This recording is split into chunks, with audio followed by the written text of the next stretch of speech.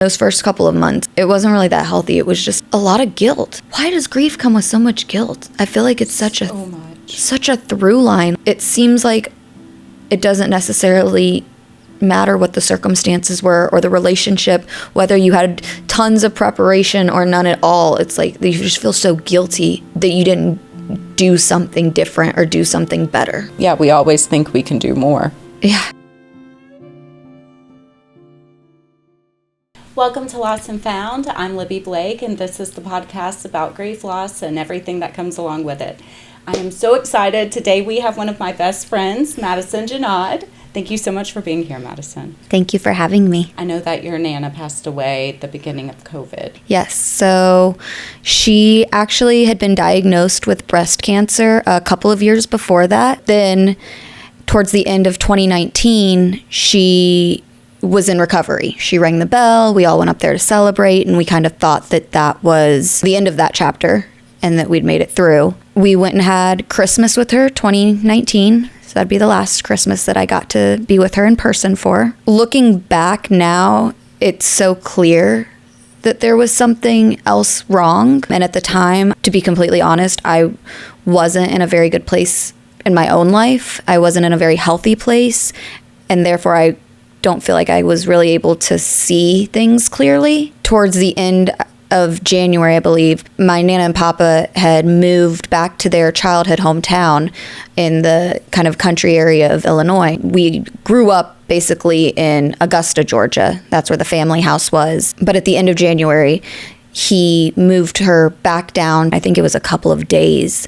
She got very ill. They rushed her to the hospital. That was when they discovered that there was a brain tumor. It was really upsetting because her sister, less than a decade before, had actually been diagnosed with the exact same type of cancer and ended up passing away from the exact same brain tumor that she was diagnosed with. And her doctors, as far as our understanding goes, had her sister's records and knew that this was something to keep an eye out for. I guess it just slipped through the cracks or something. She went through brain surgery and actually survived. We got about 1 month after that whole experience where she was back in the family house and we were able to spend time with her. And she was different, of course, as you would expect anyone who's gone through brain surgery. Honestly, it was, I think, one of the most positive kind of differences. She was always one of the most loving, thoughtful, caring people. She was hostess with the mostest, but also like the most down to earth, but also the most fashionable. I don't understand how she encompassed so much goodness in one person. I really don't. But the brain surgery really just amplified all of that. She didn't have any time for the news. She didn't have any time for gossip or negativity, anything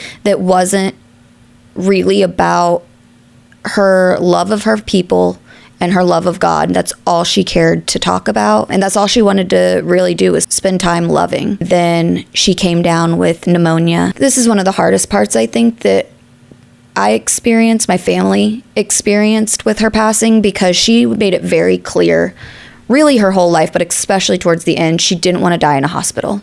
She was like, I want to die in my own house with my own people. When my time comes, I'm okay with that. And they took her to the hospital. I believe our nation called COVID within days of that. And she did end up dying in a hospital. She ended up dying in a hospital on a ventilator with tubes coming out of her the exact way that she had specifically asked us not to go. And that's hard when someone is clear on their wishes. Of course, when she came down with pneumonia, like, we have to bring her to the hospital so that she can get better. I think that is probably something that a lot of people who are going through grief, like, you play the what ifs, right?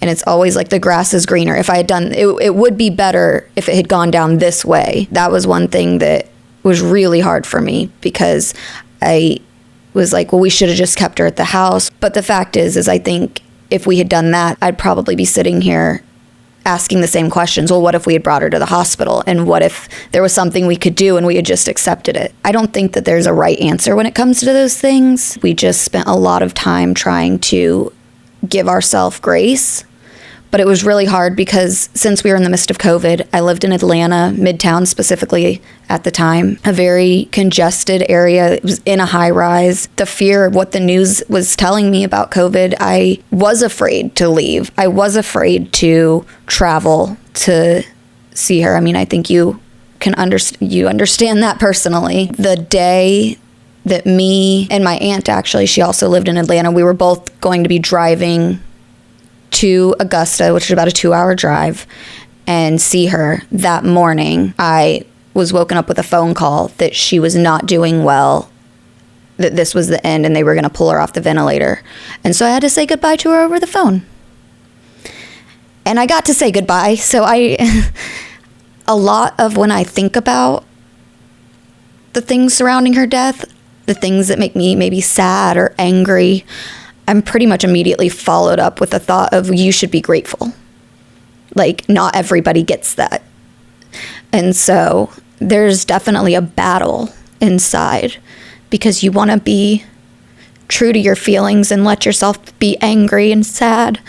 But there is a gratitude that comes from, like, we got an extra month. She could have not made it out of that brain surgery. She could have not gone into remission. A lot of things. I do think that gratitude is one of the things that is the overarching theme of our relationship and her role in my life. I remember talking to her on the phone, and my mom said she raised her hand, and she recognized my voice, and she was reaching out, which made me feel really good because she was on a ventilator and she was not responsive or aware, but to know she could still hear me in those moments. And then it was a few hours after that phone call, I felt her leave. And I don't really know how to explain it other than I just got this feeling. And I went outside on the balcony and I looked up in the sky, and I just felt something. It felt like it came from the sky and went into me. And I was like, oh, she's not here anymore. She gave me that little piece. This is what I got to hold on to. And it was a really pretty sky. And then I went into the closet and I started crying. And the only words that I could say over and over and over were thank you.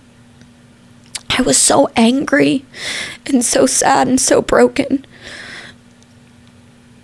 But I could just say thank you. And I thought there was something really beautiful in that. And I mean, that's just what I want to tell her all the time, is thank you. Thank you for giving me everything that she did, because my mom had me when she was really young. She was in high school when she got pregnant with me. And so we lived with my Nana and my Papa and my mom's 2 sisters, and that was my nuclear family growing up. My dad was around. He did stay with my mom, and he was present in my life. So again, I get angry about some of the life situations, but then I remember that I should be grateful because it could be different in a lot of worse ways. She was a second mom in a lot of ways, but she was also always a Nana. She was very much there for the fun things and the loving things and the crafts and the cooking and all the stuff that you want a Nana to be. And wildly, I think she was only 32 years old when I was born. So she was very young. It just made us wildly close. She loved hard in her life. Anyone, I think, who knew her would say that she loved very hard. But I do think that we had a super special relationship from just spending so much time together. I had lived with her and my Papa on and off at various points in my life. She was always there for all of my major moments. It makes me very happy to know, I never missed a Christmas with her. 2019 was the last, but we didn't miss one. You said you do think about the what ifs. Oh, absolutely. Absolutely. That entire experience. And for me, kind of the fear mongering that happened during COVID, not to speak of any of the very real dangers and the very real precautions that needed to be taking place, but living in a major metropolitan city, I do think that there was this echo chamber of fear. I try to keep the lesson. You can be an individual thinker. Yes, you should listen to what is going on around you in a societal sense, but at the end of the day, you get to make your own decisions. I wish that I had decided to just go. It was a 2-hour drive. I mean, I could have done it. How many times in my life have I made that drive? To think about the fact that I didn't go for 2 weeks because I was afraid of something. Yeah, I dealt with, and probably still deal with, a lot of regret. I actually didn't get to see her after she passed. The last time I saw her would have been the last time I visited her in that month after she came back from the brain surgery. I never got to see her in the hospital. I didn't get to see her when we did her funeral because of everything surrounding COVID. It was actually a month or 2 after her passing. That was hard. That was really hard. I feel like it goes back to what we were just talking about. It always feels like the other side would be better. I didn't get to see her, so I think that if I'd got to see her, then I would have had more closure. But I also talked to my mom, who was there every step of the way, and the moment that the plug was pulled, and her opinion is that she's like kind of jealous in a sense, because she's like, you don't have these images in your head. You didn't have to look at someone you love in this way. You get to hold on to who they really were, not what their outer body looked like in those last moments. But I do think that there was some mental stuff that happened with not seeing her, because I had a really hard time accepting and like kind of believing, even though I knew and like I felt that she was gone, and I felt her energy, her spirit kind of join me a little bit. Not having your own eyes see it in this reality is tough. Oh, it is. Yeah, our brains just don't comprehend it. They don't. When my grandmother died, I felt it. Mm-hmm. I knew she died before they called me. And when my mom died, I had no clue. When they told me she died, I asked them over and over again if she really did die. Yeah, you like reject that reality. Mm-hmm. Because you can't really handle it in that moment. In my case, again, my nan, she had been sick. I think we all held a very strong sense of belief that she was going to be okay and that she would get better. I think anytime that someone you love tells you that they have cancer, there's a part of your brain that says, okay, we need to start preparing for the worst. You don't believe the worst is going to happen necessarily, but it's almost like this self-protection. None of that mattered when it actually came down to it, because it's just weird to think that the last time I saw her wasn't anywhere close to her last times on this earth. Did it cross your mind that it could have been the last time you saw her when it was happening? No. I don't think I ever truly thought about the last time I would see her. She was the first experience that I had with death. True experience. I had lost some great-grandparents, but they were elderly and they went more or less peacefully in their sleep, or after a long kind of decline of health. And she was just such a fighter, and she had such a liveliness and a spirit about her that, like, even when she was sick, it was hard to kind of believe. And I know that changed the way I think, because now almost every time I part ways with somebody that I love, I think this could be the last time I see them. And that makes it really hard. When people call me, I think someone died. Or if, like, Daniel's parents call later mm-hmm. in the day, I always think one of them died. Mm-hmm. Or his grandmother died or something. I feel like it's part of, like, the survival thing still. With me, it's still embedded that something very bad happened when I was not expecting it. Yes. So it's like I'm always expecting something bad to happen. Yeah, I think it's just you become so much more aware of mortality after going through this. And you realize in a very prevalent way that we're all going to die, which is so crazy when you think about it, because we know this from pretty young. Like, we know that people don't live forever. It does seem like it really takes going through it personally with someone in your own life to understand, like, oh no, like, you will die, and you don't know when, and you don't know how, and you don't know the causes. So all you can do is kind of like try to take care of yourself as best as possible and hope to prolong that moment. Right. How is that not supposed to, once you've experienced death, how does it not color every interaction? Right. I used to not get anxious about death. Once my grandmother died, I was like, she did it. I felt her when she left.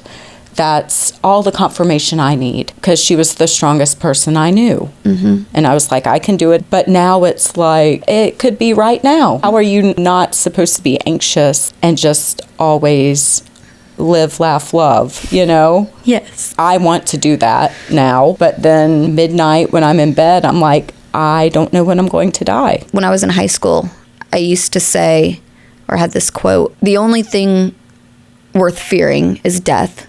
And we know death is going to happen, so it's not worth having fears. I thought that was very profound at the time. After losing Nan, I realized, oh, there are things so much worse that can happen than death. If I die, I'm dead on this earth. So actually losing someone you love is, as far as I know, far worse than my own death. I had read something more recent that was like, death is way harder for the living. Exactly. One of the things that made me really sad and kind of angry with the way that Nan's passing went is that because we were at the very beginning of COVID, I mean, we were talking days into COVID, and then her funeral plot was up in Illinois, in the hometown that they had moved from.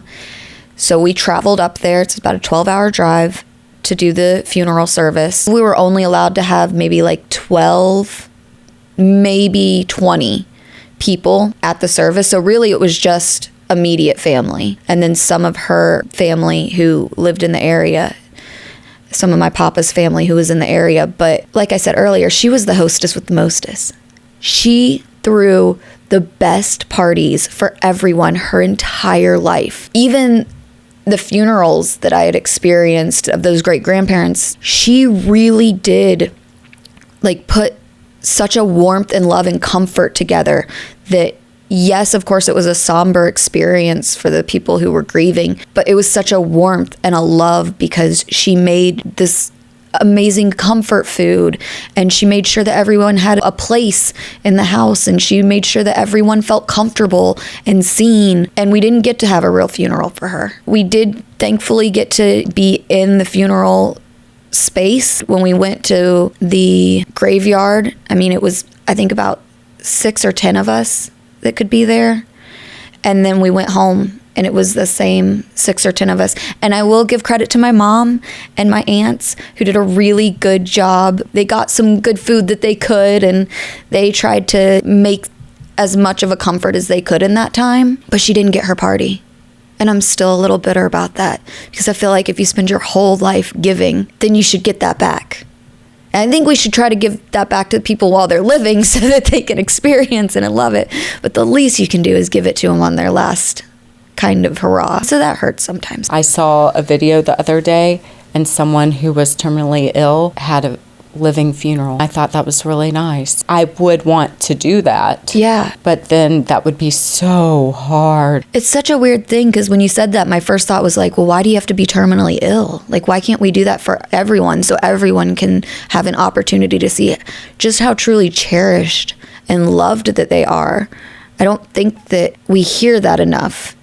Even if you're in a really loving family or a really loving relationship, I mean, can you ever hear all the ways that you make this world a better place enough? I don't think we can. And I think that our brains have a really rude way of not saying that to ourselves. We kind of have to hear it from other people a lot of times. But I love that idea. But like you said, it is kind of like, do you just do one every 15 years if you still made it? Let's take it around again. I think she had like a couple months left. I think that's great, because let's have this time, but we can all celebrate it together instead of waiting until you're dead and can't be there. Yeah. You're at your saddest, you're most broken, you're most confused. Why do we just wait to share with people how much we love them when they're gone? Which I think is probably something that a lot of people experience once they've lost someone they love, is you just want to tell everyone all the time. And then if you act on those instincts, I feel like sometimes you become that person that like makes it a little uncomfortable because like you're just trying to give a hug goodbye from lunch and you're like holding them for 10 minutes and whispering in their ear like how magical and wonderful and special they are, and they're like, thanks, it was just lunch though.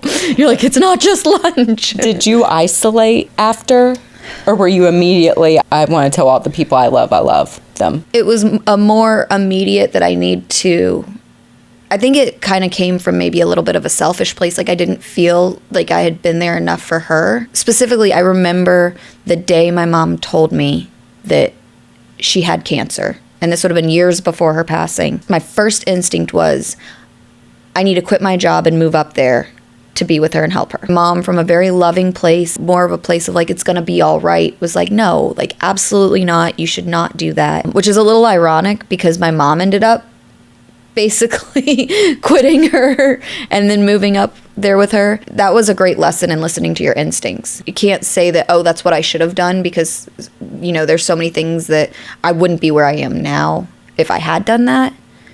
But I don't think that I would have had the same regret. I just feel like I could have been there more. I could have spent more time with her, and I loved being with her, so like why wouldn't I have done that? Once she passed, I think all of that guilt manifested in me wanting to hold on to everyone else that was still there extra tight. I do think that maybe in some ways it was a little bit of like the squeezing the butterfly, and I might have held on a little too tight. Thankfully, I have a very loving family who understood kind of where I was coming from. As good and as nice as it was, I don't know that it was healthy or coming from a healthy place. I felt so much guilt that I isolated. You were the only person I saw for a long time. I did not want to respond to text. I did not want to be near anyone. I was mad. I couldn't verbalize very well. That was something that I went through that was kind of shocking for me. I think you talk about it in the sense of like survival mode. And for me, I almost felt like infantized in a sense. I just felt almost like a toddler or something. Like I had all of these emotions and I couldn't express them. It was like I didn't have the vocabulary to logically get out what I needed or what I was feeling. And so that came out in the form of a lot of rage, maybe more like defensiveness, taking things personally and not being able to work through that comment. All I could do is cry, and it really did feel like a very infantized version of myself, which now we're about 4 years out from it. I think I still hold part of that with me, but now it's in a much healthier childlike wonder. It did very much put me in touch with who my inner child was, soothing that part of myself, or rather getting soothed, because it wasn't usually me. It was a lot of leaning on the people around me. Those first couple of months, it wasn't really that healthy. It was just a lot of guilt. Why does grief come with so much guilt? I feel like it's such a through line. Like even when I've listened to some of your other guests, it seems like it doesn't necessarily matter what the circumstances were or the relationship, whether you had tons of preparation or none at all. It's like you just feel so guilty that you didn't do something different or do something better. Yeah, we always think we can do more. Yeah, which is probably one of the reasons why this podcast is so great. Because then if you're feeling that way, if you're at home feeling like you should have done more, don't worry. We all feel that way. We all feel that way. And you probably did a really great job and loved that person really well.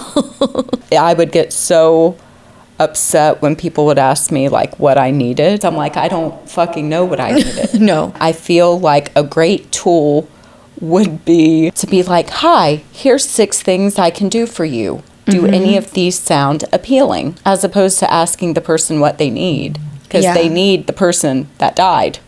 Yes. That's what they need. Yeah, 100%. I think that was a big part of why I isolated too. We all feel it. But when you're in it, you don't realize people will understand it if they have experienced loss as well. I was really fucking angry.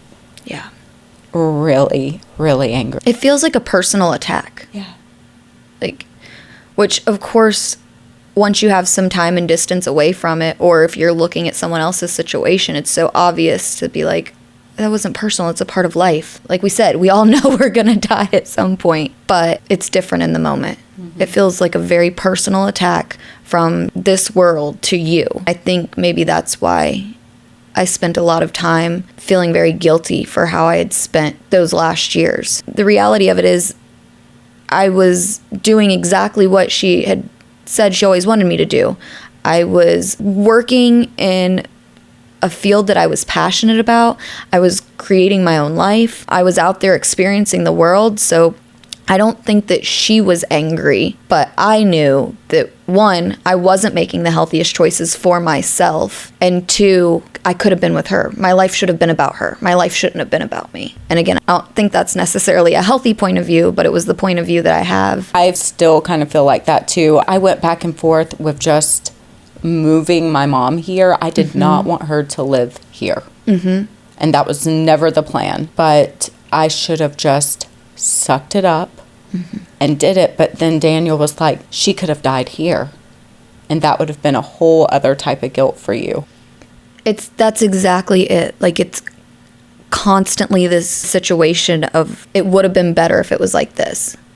But then if you really sit and think about it from the other, you're like, well, it could have gone down that way and been horrible for a whole different list of reasons. Right. I know that you do, is it every Thursday?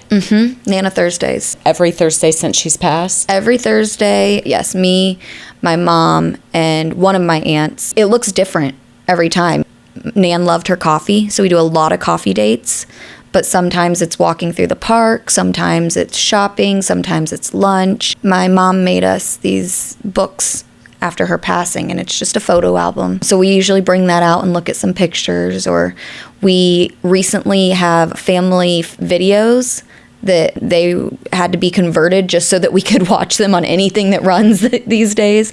But we'll watch some videos and things of her. I do love it because almost every Thursday I wake up to a text from a group chat of me and my aunt, and it's Happy Nana Thursday.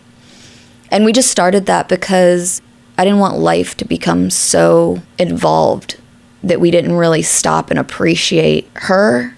And by proxy, what that's really turned into is appreciating each other and appreciating our family and the togetherness that we have. So that's really beautiful. That is beautiful. You said after she passed, you had a lot of revelations. Yes. I genuinely feel like she saved my life. To kind of take it a step further, I do believe that in a lot of ways she gave her life so that I could have mine.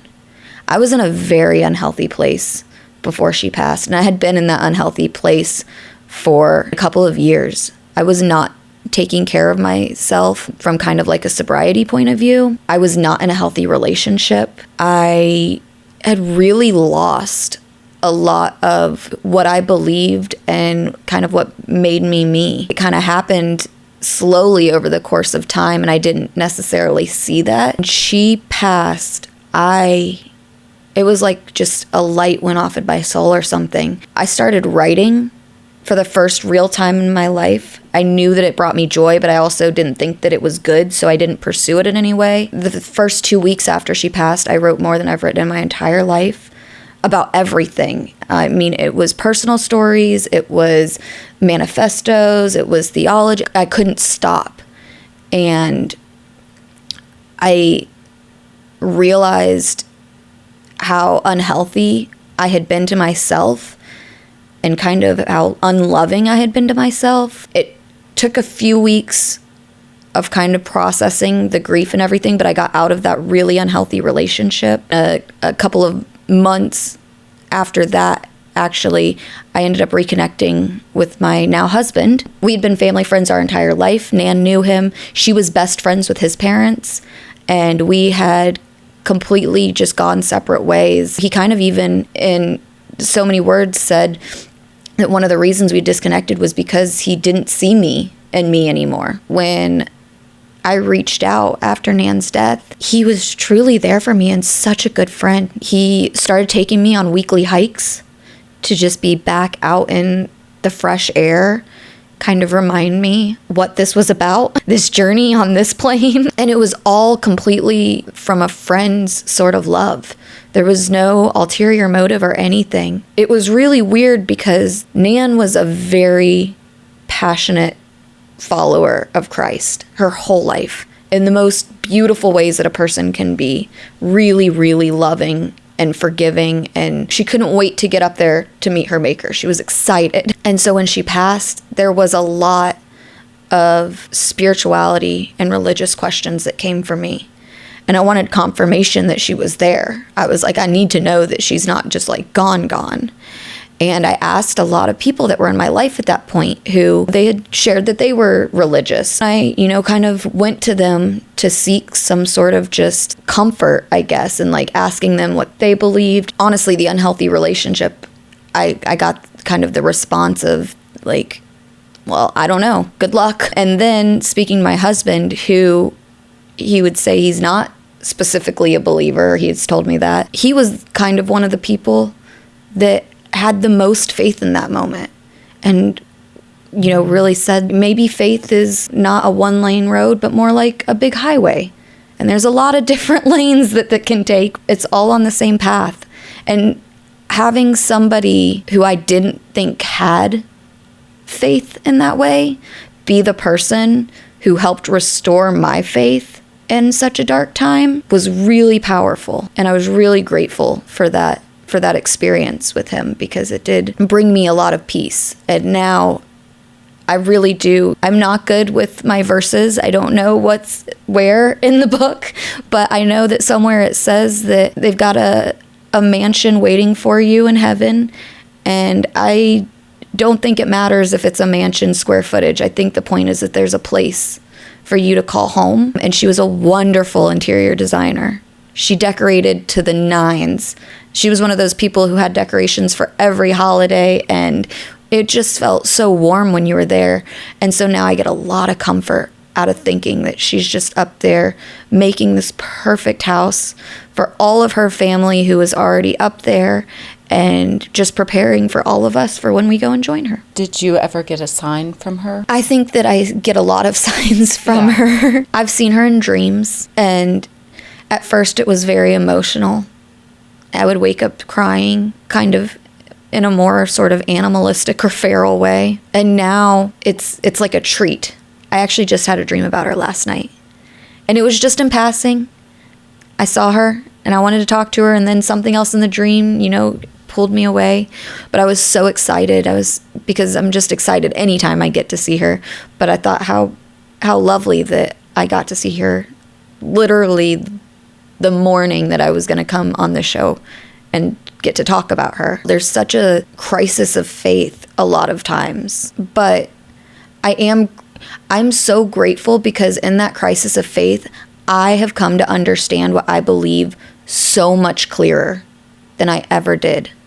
Me and my husband, we've known each other since we were kids. We actually had dated previously in our early 20s, and we ended up parting ways for a lot of reasons that you do when you're in your early 20s. But one of them was because I was spiritual and he was not. And I really felt kind of like you're being told from a lot of different places that a relationship like that couldn't work or shouldn't work, and that you should find somebody who has the same beliefs as you so that you can strengthen each other in your beliefs. And through this experience, through Nan's passing, I read the entire Bible cover to cover, because I thought, wow, that's crazy to believe. For me, that's crazy to believe something, to believe in this book, and you haven't even read the entire book. So I ended up, for the first time in my entire life, reading the Bible cover to cover, and I did it for the first time in a non-judgmental way towards myself. I would read it, and just whatever feelings I had or whatever questions I had, I allowed that. Like, I didn't feel guilty. And that was something that, for me growing up semi in churches, there was a lot of guilt. If you have any questions or you want to know, like, well, why did that happen? If you question it, then you don't have faith. I just learned so much about what I believed and what I thought these parables meant, or what I thought the reasoning for some of these things happening were. It challenged my entire worldview. But I do think that spirituality and science are two of the most intertwined subjects, and that it is one of the falsities of whether it's the society or this world, that to separate those things. You know that scientists recently proved there's a state after death. I'm not surprised. I feel like we've been told that from various texts in human history for energy. Millennia. Like if you look at it through the science, energy can't be created or destroyed.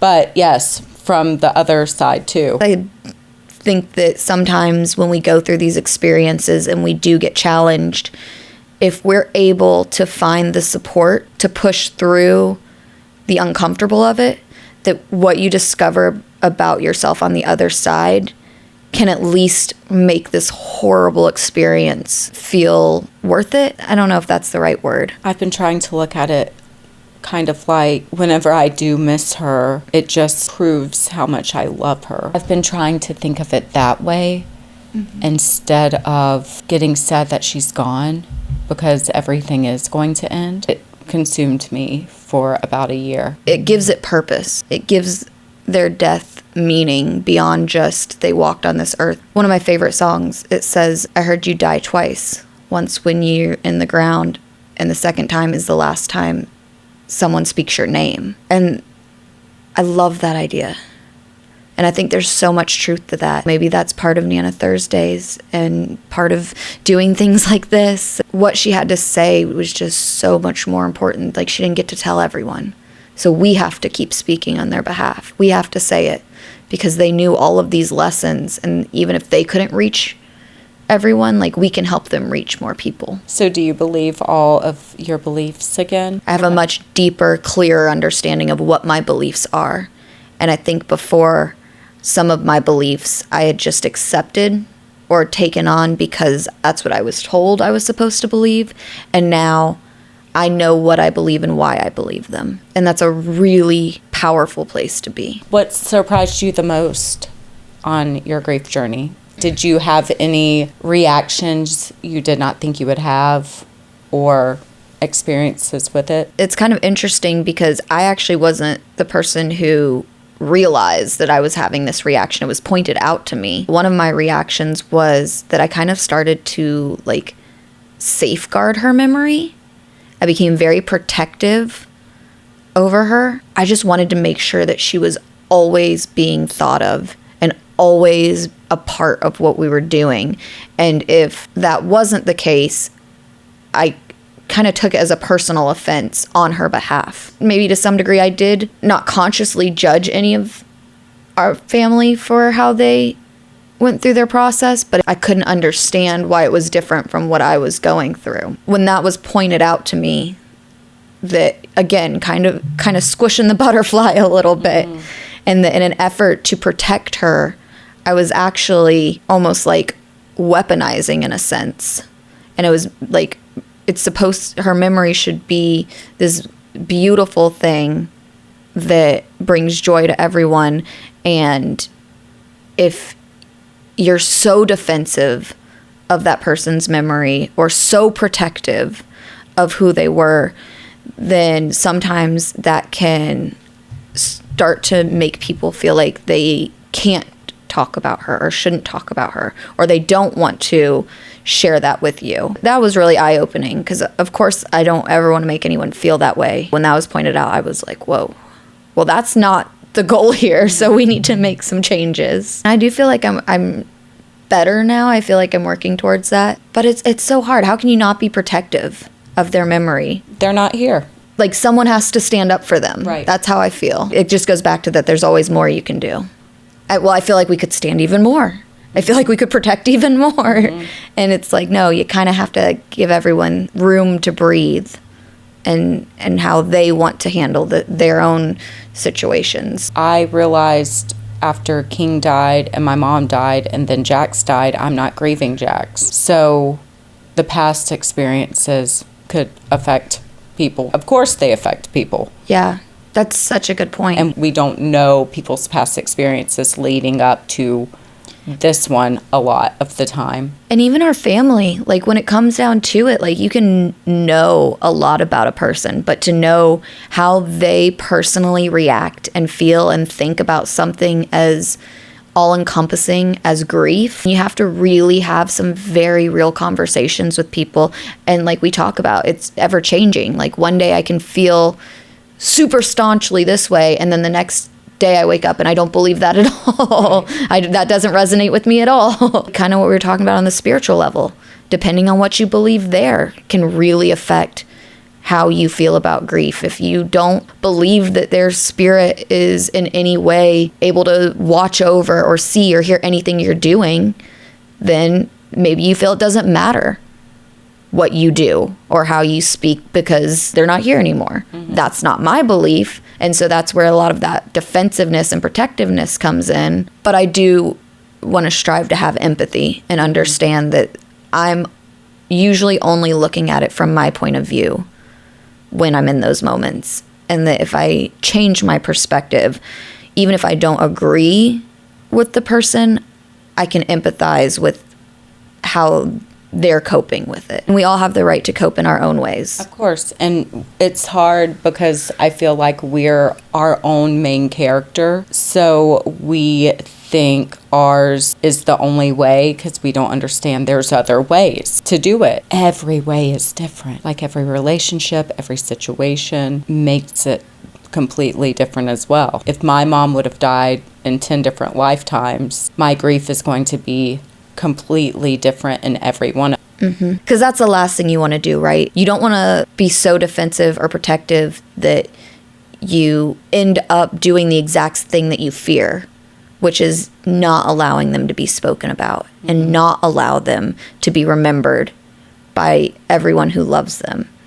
I think that is kind of the direction that goes when we get so protective that people don't want to start any fights or bring up any uncomfortable feelings. The entire experience of grief, I think, just requires a lot of grace, not just for ourselves, but also remembering everyone else who's going through it around us as well. Mm-hmm.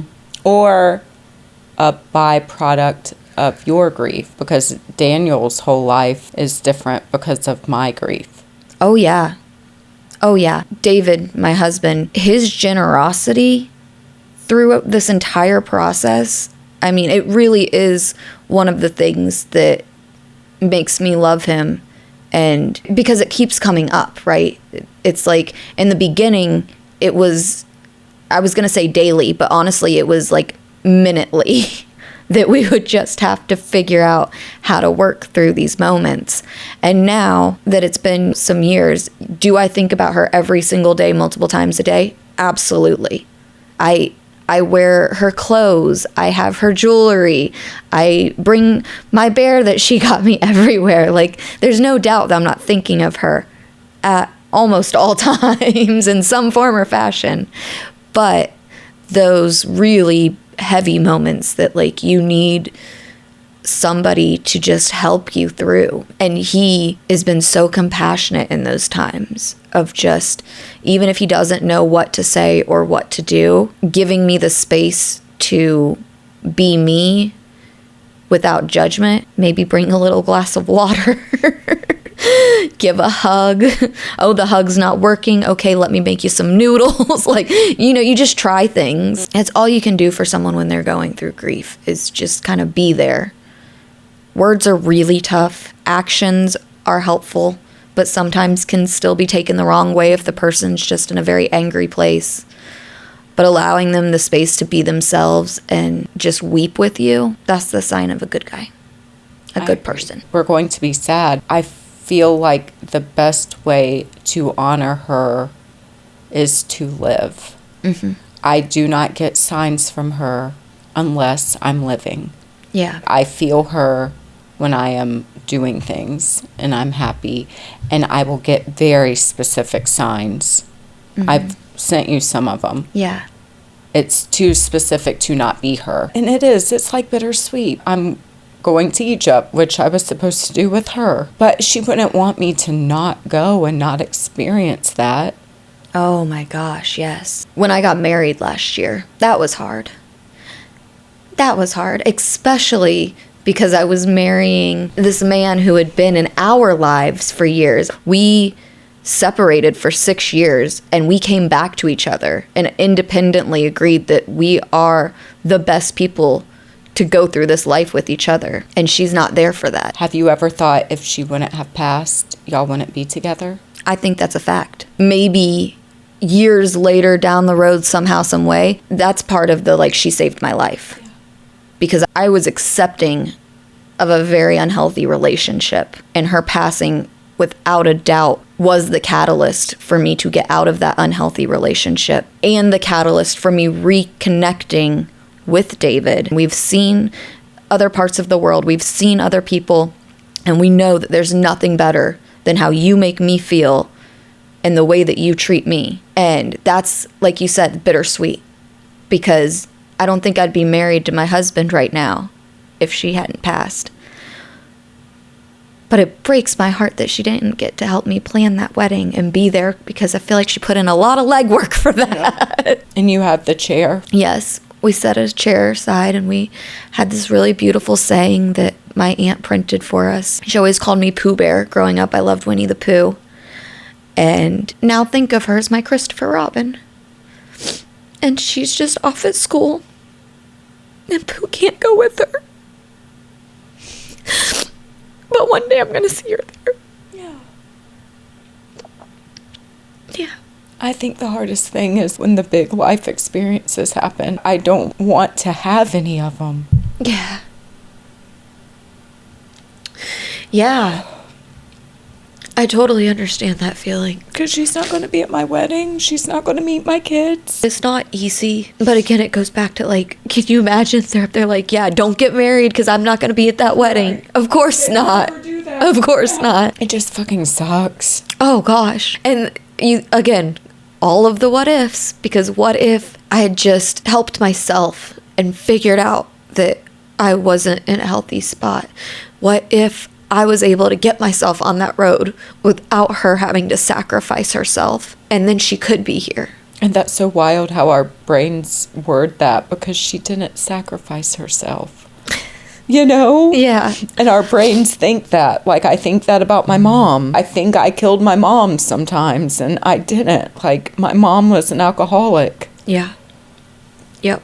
But sometimes I think I, like, am the reason she was an alcoholic. I saw something the other day that said, always listen to your body. Your body doesn't lie to you. Rarely listen to your mind. Your mind is an expert at lying to you. You told me this the other day. It's so true. Oh, man. And especially when you're going through grief, you'd think your mind would, in self-preservation, try to take care of you as best as possible. And I just feel like it a lot of times goes off the other direction. Yeah, like tries to destroy you more. Yeah, yes. Self-sabotages you for sure. What's the biggest way you think grief has changed you? It's made me more compassionate. I could not comprehend what it was like to lose someone before this experience. I would like to think that I was kind to people who were going through it, but for me, until I went through it, I had no idea of the levels of emotion and the need that comes from losing someone close to you. And because it happened at the very beginning of COVID, we actually ended up having a lot of the actors on our roster lose people. And when those messages would come across, I feel like a lot of times you might get the response of, I would send the response before losing someone of, I'm so sorry to hear, praying for your loss. After that time, I just wanted to respond with more than thoughts and prayers. Words can be really hard with someone who's going through grief, but at least if you try and it's coming from a very sincere place, and for me, losing somebody, it felt like it was coming from a very sincere place of not trying to make you feel better, not trying to, no. Make you feel better. It was a lot of asking about stories about their people, so they had an opportunity to share something important, and honestly you, because when you lost your mom, I mean, I remember the day we had tickets to see a play, and there was no chance that you were going to be going. I remember laying in bed with you. Again, it's a Bible passage. It's the story of, Jesus going to the grieving widow. And the entire passage is he wept. And I love that. There were no words. There was no condolences or trying to make someone feel better. The only thing in that moment was to weep with an understanding that someone was gone. And I really did hold on to that whenever I was holding on to you in that bed. And I was like, I think the only thing right now is for us to just weep together. To just weep. What you did was perfect. Thank you. So I have the poem that I wrote for my Nan, and I actually put it with her casket when we buried her. And you inspired me when you read the letter that you wrote your mom, so I'd love to share that with you. And one of the things I love is that Nan was a writer her entire life, but not in the traditional author sense. She wrote a lot of our family history down for us, and she was big into genealogy, so she actually wrote almost a whole book of just her and Papa's life, and then like the birth of my mom and the sisters and all of our grandkids. But it was a narrative, and she bound it and everything. For gifts, she was an amazing gift giver. She would sometimes do writings and things. She wrote my Papa a lot of great poems. It was so funny because before her passing, I did not consider her a writer. I didn't think about her being a writer. I knew she had done these things, and I knew she did them well. When she passed, and I had that flow of writing come out of me, it was the first time that I thought, oh my gosh, my Nana was an artist. Like, she was a writer, and I think I might be a writer too. So I wrote this for her in honor of all of her great writing. She built a cabin. She built a cabin in the sky, a cabin for her and her family. The stones were memories and the logs love. She planted a garden around her cabin, a garden so deep and so wide that fear never crossed the minds of her people. And she filled her cabin with beautiful things, truly beautiful things from all over the world, from all of the places for her people had been. And all the things that filled her cabin and all the love that bare the walls were real. Thank you for the best life ever. Every childhood memory and every teenage dream. From farmhouses to penthouses, you made sure I saw everything. Thank you for loving us unconditionally. I just realized that I wrote unconditionally just like you. And I didn't know that before this moment. Didn't hit me. Thank you for sharing that. Thank you for listening. I love you. I love you. I felt like there was more to say, and I didn't get a chance to say it. It was the first time that I can remember ever reading any of my writing out loud in public. And I read it to the family at her service.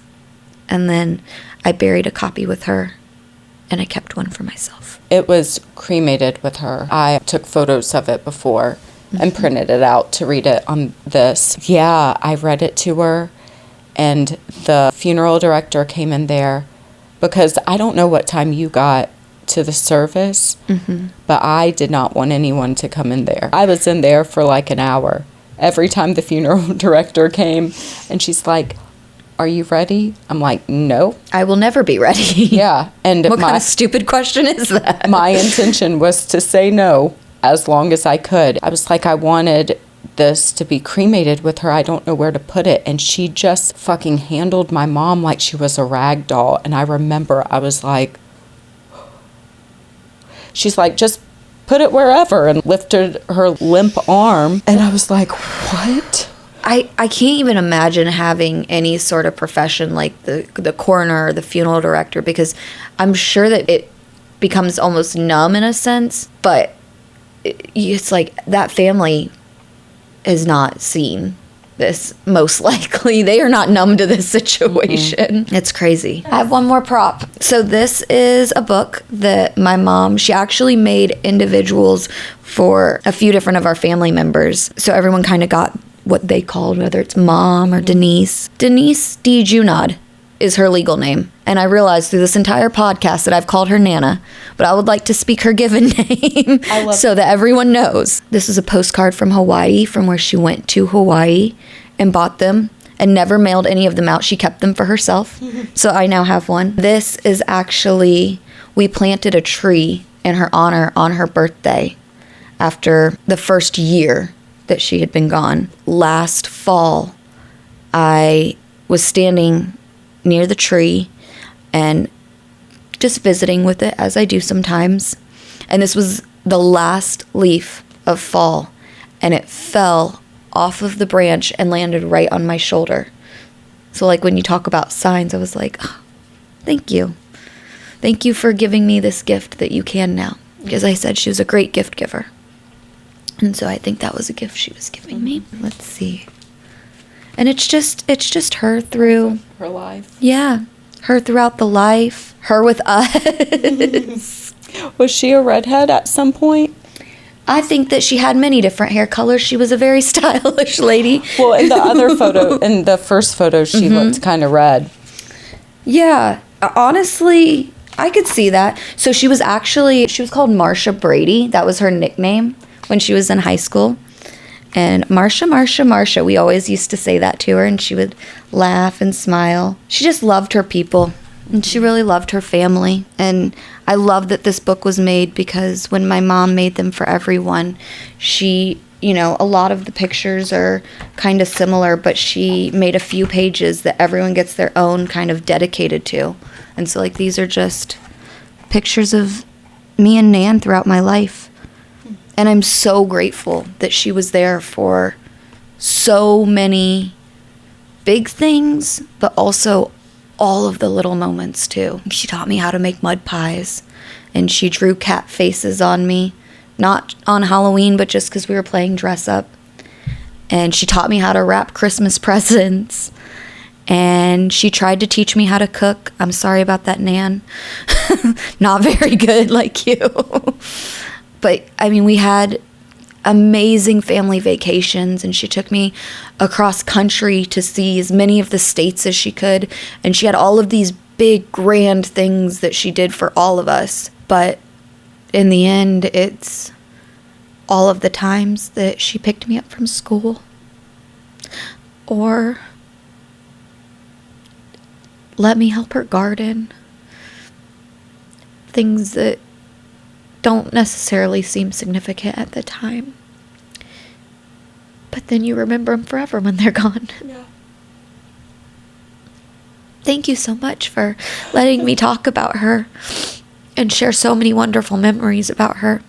She'd probably be really embarrassed if she were still here and be like, oh, stop, what are you doing? But I think it's really important that we keep talking about them and remember who they were in life, and let that propel us to be the best versions of ourselves that we can, and give ourselves grace when we're not our best versions, because we know that they loved us even when we weren't our best. So thank you. You're welcome. I love you. I love you so much. Thank you so much for watching Lost and Found. I really hope that this episode resonated with you. Don't forget to like, comment, and subscribe below. There will be new episodes every Friday, and grief is fucking hard, and you don't have to do it alone. And I love you, and I hope I see you next time.